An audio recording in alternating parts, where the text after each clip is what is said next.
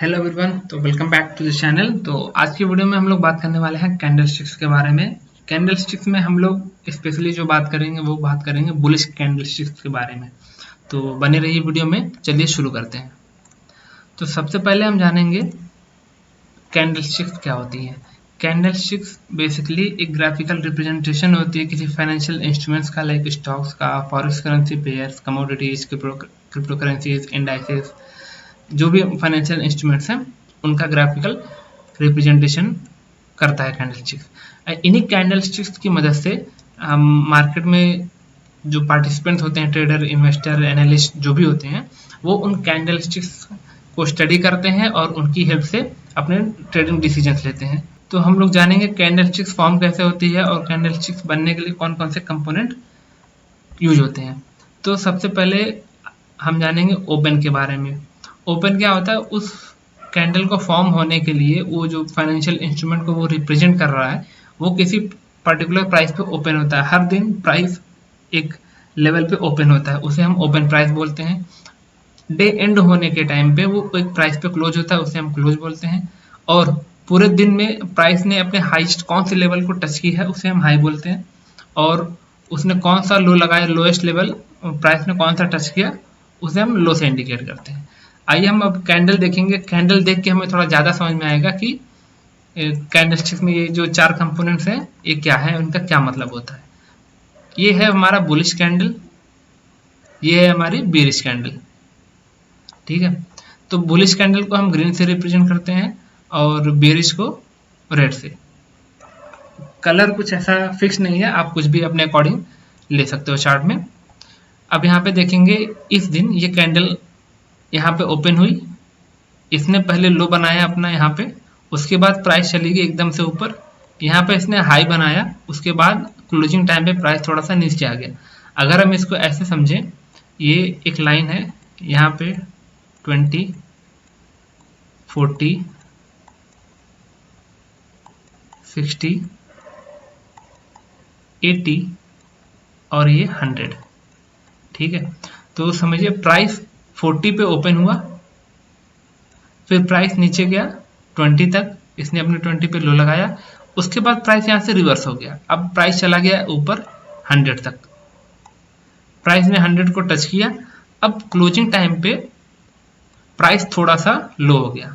ठीक है, तो अब प्राइस वापस आके यहाँ पे आ जाएगा 80 पे और यहाँ पे इसने 80 पे क्लोज दे दी। अब इसमें दो चीज और जाननी जरूरी होती है। ये जो एक शेडो टाइप में बना हुआ, जिसे अपर शेडो और इसे लोअर शेडो बोलते हैं, इसको विक्स भी बोलते हैं। और ये जो ये रेक्टेंगुलर एरिया है इसे हम बॉडी बोलते हैं। कैंडल की ये बॉडी होती है। तो ये कुछ टर्म्स हैं, चार तो ये हो गए और दो इधर, ये और ये। एक कैंडल को जानने के लिए सबसे पहले हमें इन 6 टर्म्स को समझना बहुत जरूरी होता है। इन्हीं 6 टर्म्स से मिलकर बाकी कैंडल्स का फॉर्मेशन होता है। ठीक है, तो आज के वीडियो में हम लोग बुलिश कैंडलस्टिक्स के बारे में पढ़ेंगे। तो सबसे पहले जो हमारी कैंडलस्टिक्स आती है वो है बुलिश इंगल्फिंग।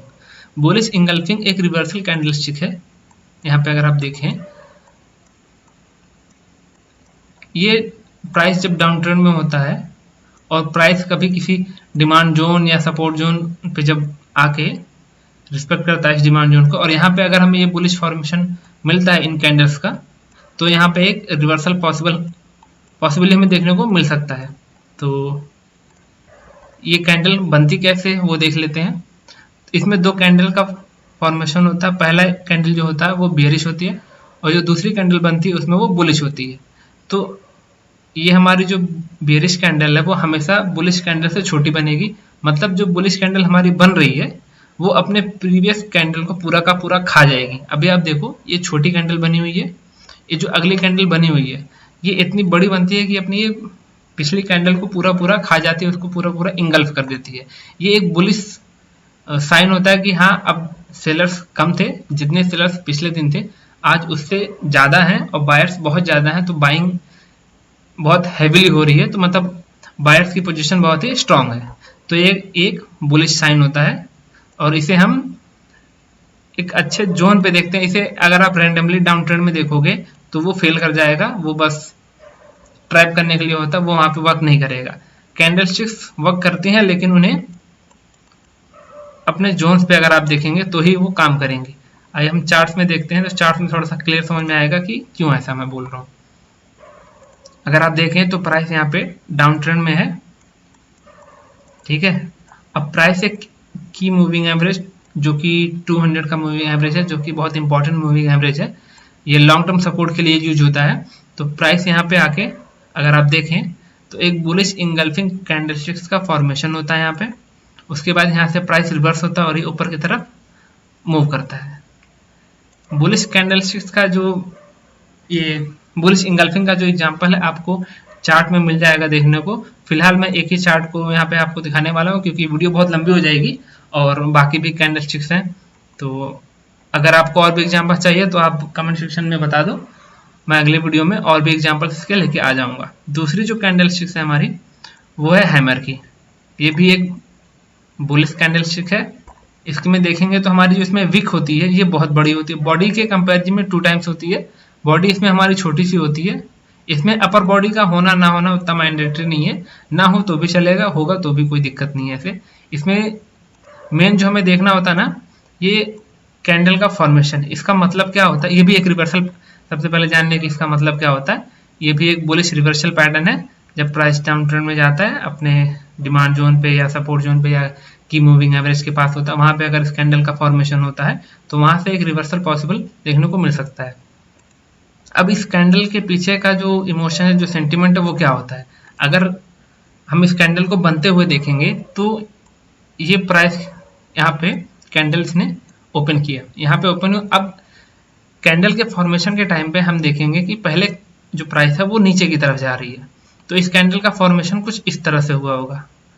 ये कैंडल है, ये कैंडल की विक है, यहाँ पे ये ओपन हुआ, ठीक है।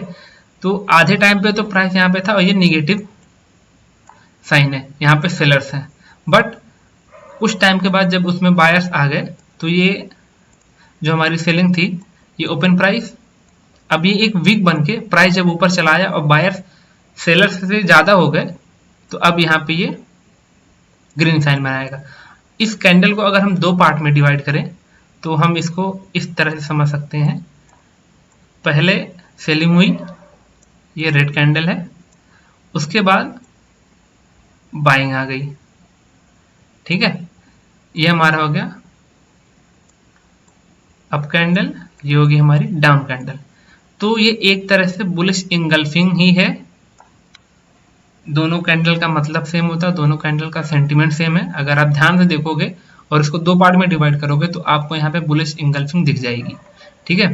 तो ये भी एक बुलिश रिवर्सल पैटर्न है। हम इसको कहाँ पे देखेंगे, किसी इंपॉर्टेंट डिमांड जोन पे या सपोर्ट जोन पे या फिर किसी की मूविंग एवरेज के ऊपर अगर ये बनता है तो वहां से एक रिवर्सल हमें देखने को मिल सकता है। वहां पे ये इसकी वर्क करने की प्रोबेबिलिटी काफी बढ़ जाती है। अब ऐसे ये बुलिश रिवर्सल है तो ऐसा हर जगह ये काम नहीं करेगा। कैंडलस्टिक्स बनती हैं तो अगर ऐसे कैंडलस्टिक्स हर फॉर्मेशन पे अपने काम करने लगती तो हर कोई दूसरे दिन अंबानी बन जाता। तो ऐसा नहीं होता है। कैंडलस्टिक्स बन रही हैं, वो कहाँ पे बन रही हैं ये देखना बहुत जरूरी होता है। ये हर जगह उतना काम नहीं करेंगी, इनके लिए कुछ पर्टिकुलर जगह होती है जहाँ पे इनका फॉर्मेशन होगा, वहाँ पे वो अच्छे से वर्क करेंगे, उनकी प्रोबेबिलिटी वहाँ पे बढ़ जाती है। तो इसका एग्जांपल अगर हम देखें चार्ट में तो यहाँ पे दिख रहा है। ये चार्ट का कुछ थोड़ा सा ये पार्ट है, पीछे का डेटा नहीं है, तो आप ये मत बोलना नहीं सर रैंडमली इसको यहाँ से उठा के ऊपर कर दिए तो ये क्यों चल गया। तो आप चार्ट में जाओगे देखोगे तो आपको पूरा चार्ट अच्छे से दिखेगा। वहाँ पे आपको डिमांड जोन दिखेगा, सपोर्ट जोन दिखेगा, कोई की मूविंग एवरेज अगर आप लगाओगे तो वहाँ पे आपको ये भी दिखेगा। तो अभी के लिए बस इतना जानते हैं कि ये रिवर्सल कैसे काम करता है। यहाँ पे डाउन ट्रेंड में था, यहाँ पे एक बुलिश हैमर का फॉर्मेशन हुआ।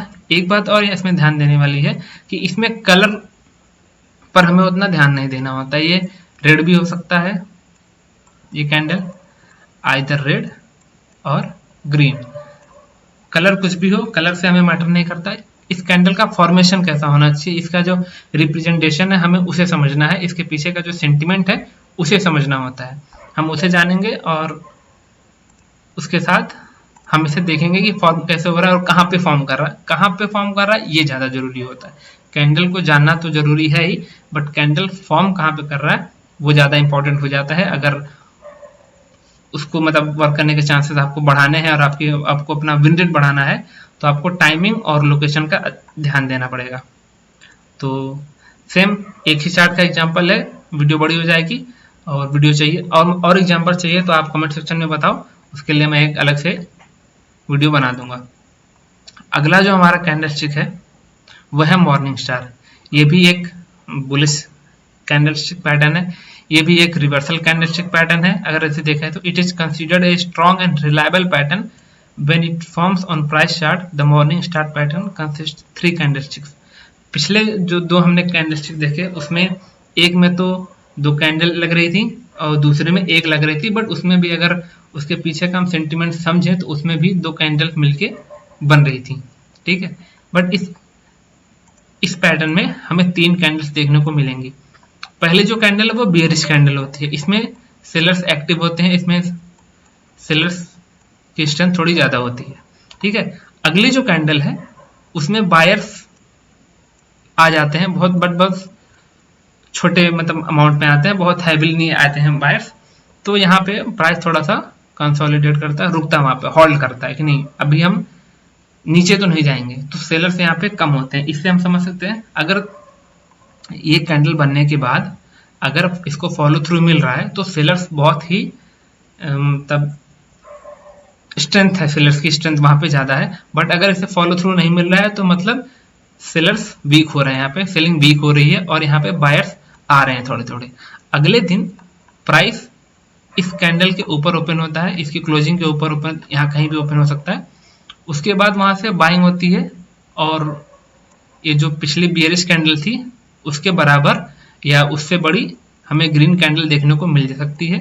और अगर ऐसा फॉर्मेशन होता है तो हमें यहाँ से एक रिवर्सल देखने को मिल सकता है। ये एक बहुत ही स्ट्रॉन्ग, चूंकि इसमें 3 कैंडल्स लग रही हैं तो इसमें बायर्स और सेलर्स की लड़ाई थोड़ी ज्यादा होती है। और चूंकि अगर आप देखो यहाँ पे सेलर्स बहुत ज्यादा रहते हैं, सेलर्स की स्ट्रेंथ यहाँ पे काफी थी, बट इस लेवल पे आके सेलर्स रुक गए, मतलब अब बायर्स ज्यादा आ रहे हैं, बायर्स की स्ट्रेंथ थोड़ी ज्यादा है, तो यहाँ से प्राइस के ऊपर जाने के चांसेस काफी बढ़ जाते हैं। और ऐसा कैंडल जब फॉर्म हो जाता है और अगले दिन इसका फॉलो थ्रू मिलता है तो प्राइस ऊपर की तरफ मूव करता है स्मूथली। तो इसका भी हम एग्जांपल देखेंगे। तो इसका एग्जांपल अगर हम देखें तो यहाँ पे प्राइस डाउन ट्रेंड में था और ये बड़ी बड़ी कैंडल आपको दिख रही होगी, ये डाउन ट्रेंड में है, तो ये कैंडल्स बड़ी बड़ी रेड रेड बन रही हैं। बट यहाँ पे आके ऑफ कोर्स इसमें भी यहाँ पे कुछ डिमांड एरिया होगा, कुछ सपोर्ट जोन्स होगा या फिर कोई की मूविंग एवरेज होगा, ऐसे रैंडमली अगर इसका फॉर्मेशन हो रहा है, even though it is working, आपको वो पैटर्न नहीं देखना है और वहां पे आपको एंट्री नहीं लेनी है। आपको अगर इसकी प्रोबेबिलिटी बढ़ानी है तो आपको कुछ अच्छा सा zone, demand zone, support zone जो भी आप यूज करते हो, या अगर आप इंडिकेटर यूज करते हो, अगर आपका इंडिकेटर भी वहां पे आ रहा है तो एक्स्ट्रा कॉन्फिडेंस के लिए आप ऐड कर सकते हो। उसके बाद अगर इन कैंडल्स का फॉर्मेशन हो रहा है तो आप यहाँ पे एंट्री ले सकते हो। अभी हम देखें तो ये हमारी पहली कैंडल बन गई, दूसरी कैंडल यहाँ पे बनी, इसमें भी सेम हैमर की तरह हमें जो सेकंड कैंडल है इसका कलर मैटर नहीं करता है, आइदर रेड हो और ग्रीन हो, दोनों ही कैंडल का सेम मतलब होता है, ठीक है। ये कैंडल यहाँ पे मतलब है कि दोनों डाउट में, ना बायर्स बहुत एक्टिव है ना सेलर्स बहुत एक्टिव है। अगर अगले दिन प्राइस यहाँ से नीचे खुल जाता है तो नो डाउट यहाँ से सेलर्स एक्टिव है और प्राइस को नीचे लेके जाएंगे। बट ये कैंडल ने मतलब पिछली जो कैंडल थी इसके ऊपर ब्रेक किया और ये स्ट्रेंथ के साथ इसने क्लोजिंग दी। अब हमारी एंट्री कहाँ पर ट्रिगर होती है, जब इन कैंडल के ऊपर कोई कैंडल खुले और क्लोजिंग दे दे तो मतलब ये कैंडल की जो एंट्री है, ये पैटर्न ने जो एंट्री दी है वो ट्रिगर हो गई, यहाँ से एंट्री हमारी ट्रिगर होती है, ठीक है। तो यहाँ से हमें एक रिवर्सल देखने को मिल सकता है और प्राइस यहाँ से ऊपर की तरफ काफी अच्छे से मूव कर गया। तो अब बढ़ते हैं अपने चौथे कैंडल पैटर्न की तरफ।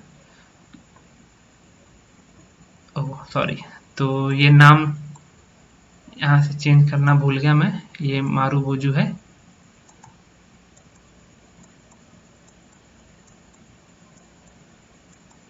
ठीक है। ये भी अगर आप देखें इसको चार्ट में, ये बहुत ही स्ट्रॉन्ग बुलिश कैंडल मानी जाती है। जो रेड फॉर्मेशन होगा वो बेयरिश और जो ग्रीन कैंडल होगी वो बुलिश। ये सिंगल कैंडल फॉर्मेशन होता है, इसमें बुलिश और बेयरिश दोनों का इंटरप्रिटेशन है। तो आप ऐसा मत समझिएगा कि ये दोनों कैंडल एक ही है, नहीं, दोनों अलग अलग है। ये बुलिश है, ये बेयरिश है। इसमें हमें 3 टाइप देखने को मिल सकते हैं। पहला ये है कि फुल मारुबुजू। मारुबुजू क्या है कि एक मतलब बहुत ही स्ट्रेंथ, इसमें जो बायर्स की स्ट्रेंथ होती है, बाइंग स्ट्रेंथ होती है, वो बहुत ही स्ट्रांग होती है। ठीक है, एक साइड में मतलब किसी भी, या तो अपवर्ड डायरेक्शन में अगर बुलिश है तो अप डायरेक्शन में, और अगर बेयरिश है तो सेल डायरेक्शन, सेलिंग साइड में। जिस डायरेक्शन में भी ये मूव आता है उसमें बहुत ही हैवी मूव आता है, बहुत ही मतलब जिस भी साइड में जाके, जैसे ऊपर जा रहा है तो वहाँ पे बायर्स डोमिनेट होंगे, और अगर वो सेल साइड में आ रहा है तो यहाँ पे सेलर डोमिनेट होंगे। ठीक है, तो हम बात करेंगे बुलिश के बारे में, बुलिश कैंडलस्टिक के बारे में। तो देखिए यहाँ पे प्राइस ओपन होता है और बिना एक भी लेवल नीचे गए वो वहां से सीधा ऊपर की तरफ जाता है, और उसने जो हाई बनाया है उससे थोड़ा सा भी प्राइस ने नीचे नहीं दिया, क्योंकि बायर्स इसमें बहुत ज़्यादा स्ट्रांग है, बायर्स ही बायर्स हैं, तो सेलर्स जरा भी है नहीं, इसलिए प्राइस यहाँ से नीचे नहीं आया, और जहाँ इसका ओपन प्राइस है वही उसका लो है, और जहाँ इसका क्लोजिंग है वही उसका हाई है। अगर आपको ऐसा पैटर्न मिलता है तो ये बहुत ही स्ट्रांग सिंबल होता है यहाँ से प्राइस के ऊपर जाने के चांसेस के। ठीक है, इसी तरह अगर हम इस मारुबुजू ओपन को देखें, इसमें ओपन प्राइस और लो प्राइस सेम होती है, ओपन इक्वल टू लो, और क्लोज और हाई इसमें डिफरेंट होते हैं। इसमें क्या है, क्लोजिंग के टाइम पे सेलर्स थोड़े से आ जाते हैं और बायर्स अपने स्ट्रेंथ थोड़ी सी लूज करते हैं। अगर इसके अगले दिन इस कैंडल के ऊपर हमें फॉलो थ्रू मिलता है तो यहाँ से ये कंटिन्यू कर सकता है, सेलर्स यहाँ पे ट्रैप करने के लिए आ सकते हैं। जरूरी नहीं है कि सेलर्स यहाँ पे थोड़े से आए हैं तो प्राइस अगले दिन डाउनवर्ड डायरेक्शन में जाएगा, बट अगर इसको फॉलो थ्रू नहीं मिलता और प्राइस यहाँ से नीचे कंटिन्यू करता है तो वहाँ पे हमारी एंट्री ट्रिगर नहीं होगी और ये एक ट्रैप हो जाएगा। बट अगर हमें इस कैंडल का फॉलो थ्रू मिलता है और प्राइस इसके ऊपर निकल जाता है तो यहाँ से एक अच्छा सा अपमूव देखने को मिल सकता है। इसी तरह अगर हम मारुबुजू क्लोज की बात करें तो प्राइस जिस लेवल पर ओपन होता है उससे थोड़ा सा वो लो बनाता है, ऐसा सेलर्स वहां पे आएंगे और ऐसा दिखाएंगे कि ये सेलिंग का डे है और सेलर्स ज़्यादा एक्टिव है। तो जैसे ही सेलर्स सेल करना शुरू करेंगे वहां पे बायर्स आ जाएंगे, और जितने भी सेलर्स यहाँ पे थे, जितने भी सेलर्स का स्टॉप लॉस यहाँ पे था, उनको मतलब ट्रिगर करते हुए प्राइस वहां से ऊपर की तरफ जाएगा। और ये क्लोजिंग इतनी स्ट्रांग मिलती है यहाँ पे, मतलब जो हाई है वो क्लोज के बराबर है। ये स्ट्रॉन्ग साइन होता है बाइंग की साइड में, यहाँ पे बायर्स की स्ट्रेंथ काफ़ी ज़्यादा है, जो कि यहाँ से सेलर्स का एसएल भी हिट हुआ है, तो ये थोड़ा सा ज़्यादा एक्स्ट्रा कंफर्मेशन है कि प्राइस यहाँ से ऊपर की तरफ अब जा सकता है। अगेन रैंडमली इन पैटर्न्स को कहीं भी नहीं देखना है, हमें इन्हें हमारे पर्टिकुलर किसी जोन में या सपोर्ट जोन, डिमांड जोन या ऐसी जगह पे ही देखना है जहाँ पे वहाँ पे हमें बाइंग की प्रोबेबिलिटी थोड़ी ज़्यादा दिखे। अब अगर हम देखें तो प्राइस यहाँ से डाउन ट्रेंड में है, नीचे की तरफ आया, तो यहाँ पे ऑफ कोर्स कोई डिमांड जोन, कोई सपोर्ट या कोई मूविंग एवरेज यहाँ पे होगा ही होगा। ओके, तो यहाँ पे अगर हम देखें एक मारुबुजू यहाँ बनता है, एक मारुबुजू यहाँ बनता है। ठीक है, तो एक कैंडल हमें यहाँ पे देखने को मिलती है, दूसरी मारुबुजू हमें यहाँ देखने को मिलती है। ये हमारा है ओपन मारुबुजू, यहाँ से प्राइस ओपन हुआ, यहाँ से ऊपर की तरफ ये मूव करते हुए चला गया। अगर हम इसमें देखें तो इसमें हमें कई सारे मारुबुजू कैंडल देखने को मिलेंगी, एक यहाँ पे, एक यहाँ पे, एक यहाँ पे, तो इसे हम मारुबुजू तो नहीं बोलेंगे। ठीक है, तो ये 3 कैंडल्स हमें मारुबुजू देखने को मिलती है।